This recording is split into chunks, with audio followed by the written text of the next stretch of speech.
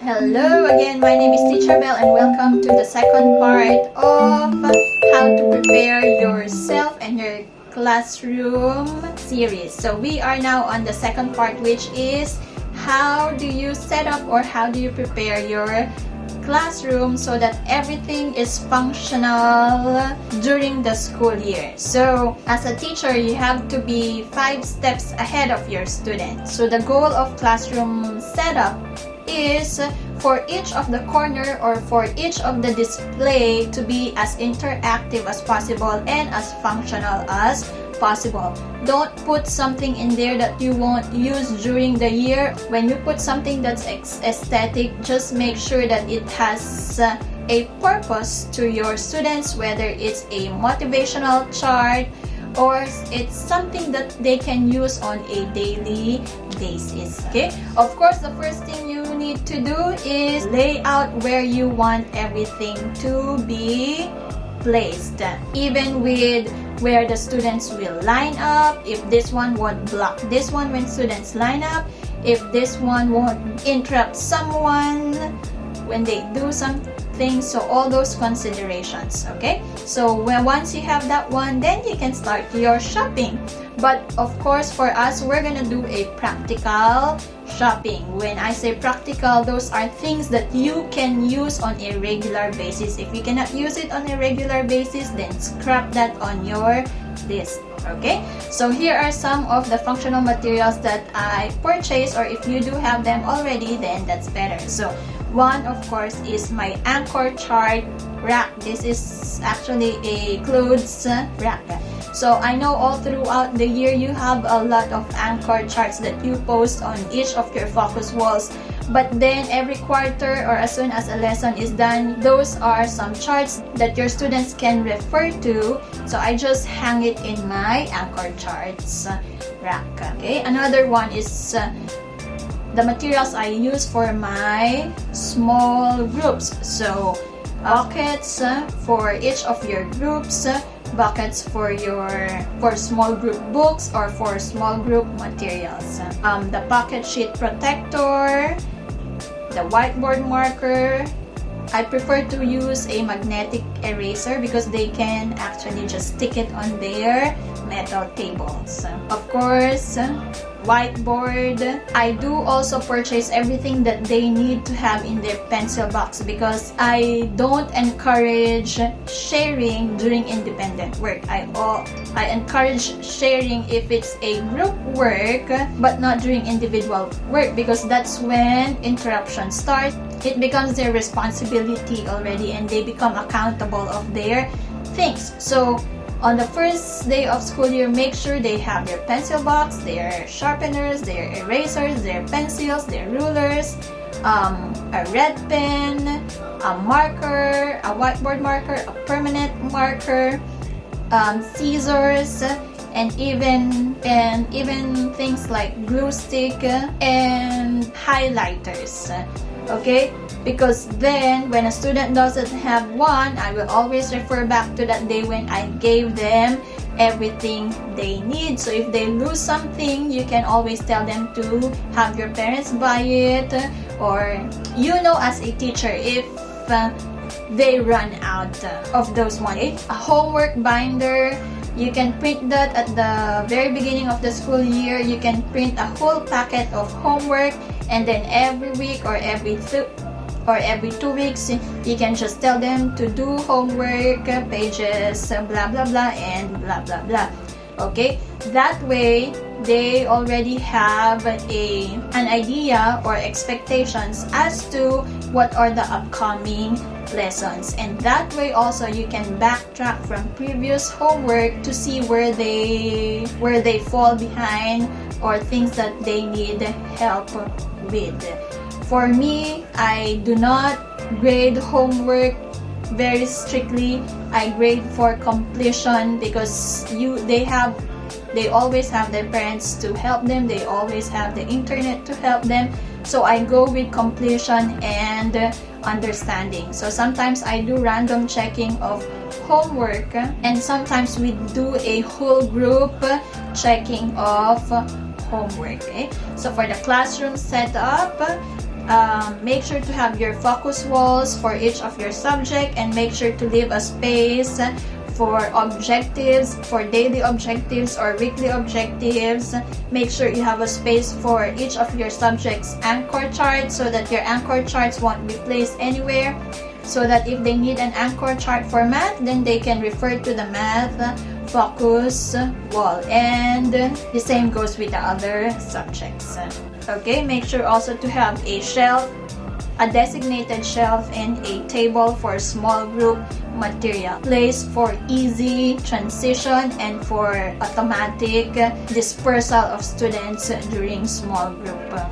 Okay, but sometimes you can put a twist and say today station 2 can stay on the carpet and the others stay on their designated group. So those things, because sometimes students are excited about things that they cannot do, but you allow them to do it. Make sure also to have a space for student progress chart. I suggest that you put this student progress chart in your small group station or the teacher-led station, so that you can always refer to it when you have your group. I want everything labeled in the small group labels. I want buckets in my small group labels, because I encourage independence among my students. And also in my student leaders, I do also have a student leader for each of the small group who knows exactly what to do as soon as I display it on our monitor. So he or she guides her group members, and again, we change it every quarter. The small group schedule, of course, so that they will know what to expect the following day. Of course, your class schedule. Okay, make sure also to have a student leader chart. So for the student leader chart, I make sure that all students have a role every quarter. So student leaders, I have a student leader, a mailbox helper again, a lights leader, a line leader, a playground helper, everything that's functional or everything that you need to have an eye on. So I need an eye for restroom, I have my restroom leader. So everything that will help your children become accountable. Not that you are passing your responsibility to your students, but you are building a classroom where everyone feels being a leader as well, and that their role is equally important in your classroom. And we change those leaders every quarter. Okay, you also need to have a hand signal chart. I have a video on that one, because hand signals minimize interruptions, and these interruptions become a silent interruption. So instead of them talking to you to ask permission, they can just do the hand signals. You can just reply using a nod or a no answer. Okay, I also have a lunch choice board that helps during lunch. Make sure also to have a shelf for student mailbox, because I assigned one student leader, or I call it a mailbox helper. Okay, I also have reading corner,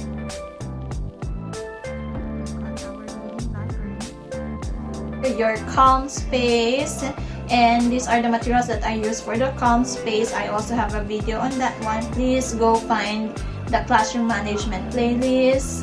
You might find some tips on how to manage your class.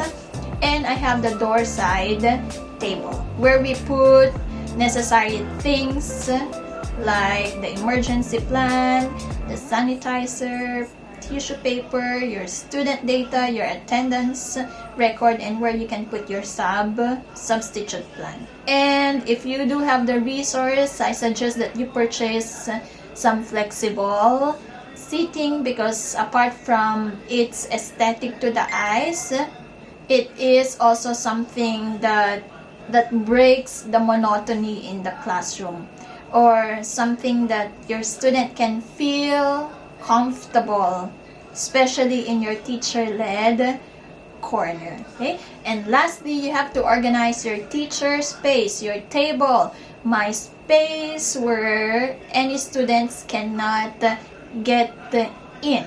So I have everything. I have all the office supplies in one spot. This is a good box for those.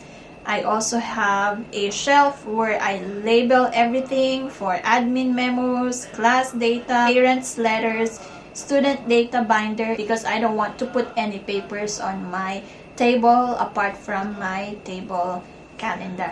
So this will help you organize your files. Okay. For decorations, you can also set up what I call the counselor walls. I also have a video on that one.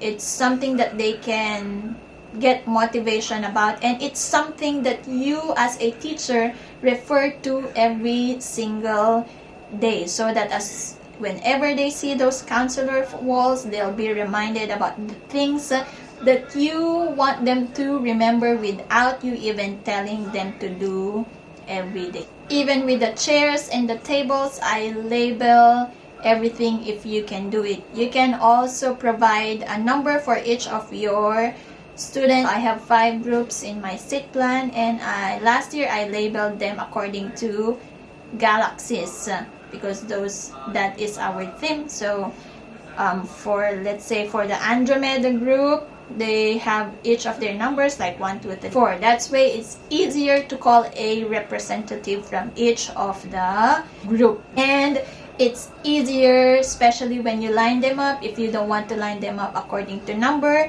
you can always call them by group, like Andromeda, line up first, Milky Way, line up next, and so on. Again, just make sure that everything is in order and you don't change the rules. That's the most important. Thank you very much for watching, and again, if you do have some comments and tips and things that you also do as a teacher, comment them down below so that we can learn from each other. Thank you very much for watching, and have a great day. Happy teaching. Bye.